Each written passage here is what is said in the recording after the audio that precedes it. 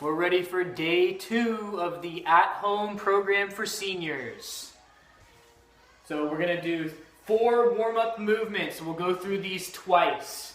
So the first one is going to be some side steps. Look out, kiddies. We're doing some side steps. This is like a 3-step movement. All you're going to do here is go step, step, step, step, step, step, step, step, step, step, step, step, step, step, step. You can add some speed to it. You can kind of step over something if you wanted to. Okay, but you'll just do 10 of those each side. So 1, 2, 3, 2, 2, 3, 3, 2, 3, 4, 2, 3. The next one is going to be some clap jacks. So here I'm going to step to the side, raise my hand overhead, and then bring my hands back down as I bring my hands back together. Switching feet and coming back down. And I can flow through it here. Try to really reach your arms, get them overhead every repetition. Just try to stretch those shoulders out. So you'll do 10 of those steps each side. Thirdly, you're going to do 10 toe touches. When you don't have to go down all the way and touch your toes. Try to if you can, but the most important thing is to try to keep your spine straight when you go down. So flex your abs. And try to keep your spine from rounding like this as you go down. The key here then is to really push you're going to bend your waist a lot and your knees a little bit too. And really push your butt back and then come down. I can touch my toes there and then I'll come up. Also watch from this front angle here. I have my feet pretty close together when I do this. And you can take it a little wider if you wanted to. Either way, and actually working both from here and from here is a good thing to do. So now I'll do one from here. Push my butt back, keep my knees from collapsing in, keep them out, and I'll come up and I'll really feel a stretch in the back of my leg.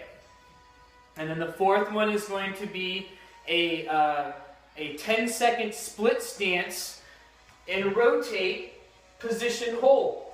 So I'm going to do a split stance. I haven't talked about this yet, but here's what I want to do. I want my front foot, the whole foot's going to be down on the ground, toe pointing straight ahead. My back foot, my heel is elevated, but my toes are still pointed straight ahead. And now I don't want to be in a straight line like this because I won't feel very balanced. But if you get some width in your stance as well as some split, you'll have more balance. So dig in there and feel like you're nice and strong in that position. And if you're feeling confident with this, then you can sink down into the lunge a little bit. Just make sure it shouldn't be painful for your knee. So just go down a little bit at a time. And then from here, I'm going to rotate toward my front leg side. And I'll look behind me and I'll reach my arm behind me. And it's a really amazing stretch for your hip flexor here. This is something that gets really tight. So I'll go through those 4 movements one more time. So I want to do that twice.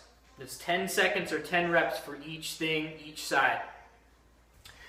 So then we've got the strength exercises, and we're going to do 4 strength exercises, and it's going to be 8 repetitions of each of these exercises. So the first one I want is a band pull apart. So I'll take a light band, I'll grab my hands start at the end of the band, and you can work your way in. The closer I put my hands on the band, the more resistance it'll be. So I'll start out pretty wide, and then I'm going to flex my whole body when I do this. Flex your legs, flex your butt, flex your abs, and then I'm going to work to pull the band across my chest, right below my chest. And try to have control as you pull back and as you come through. Try those. Secondly, I'm going to do some hip hinges. I'm going to do 8 hip hinges. And really, there's not a lot of difference between the toe touch and the hip hinge. Except for this time, you don't have to think about touching your toe. I'd actually like you to keep your hands right by your side and touch your kneecap and then come up from there. Now, if you're feeling really confident with this movement, and you happen to have a weight or something to pick up off the ground, like a kettlebell or a dumbbell, you could include that. You could also have this band in front of you here, so you go down and it stretches you out a little bit, and then you pull up. That'll give you a little bit of resistance on that movement if you want it, but it's not.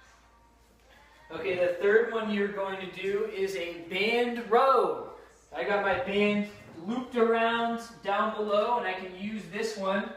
I'm gonna step back to get some tension on the band. I'm gonna push my butt back a little bit to start. This is the position I want to pull from, and then I'm gonna pull it right into my chest. Now, if you get the bands that I would recommend, which is not that kind, I recommend the open looped one with handles on either end. If you had that, then you can loop that around, and you could actually do a double arm pull. Working single arm and double arm pulls, they're both good, they're both equal, but just know that you can do both styles. All right, and then the fourth exercise is going to be a lateral leg lift. I can hold on to something to balance if I need to. And then you're just going to lift your legs straight to the side. Notice I'm keeping my toe pointed straight ahead, and I'm keeping my spine totally straight. I'm just going to be lifting from the hip, and you'll really feel it on the outside of your butt. Okay, let's finish today's workout with some stretches. We'll do some quick stretches.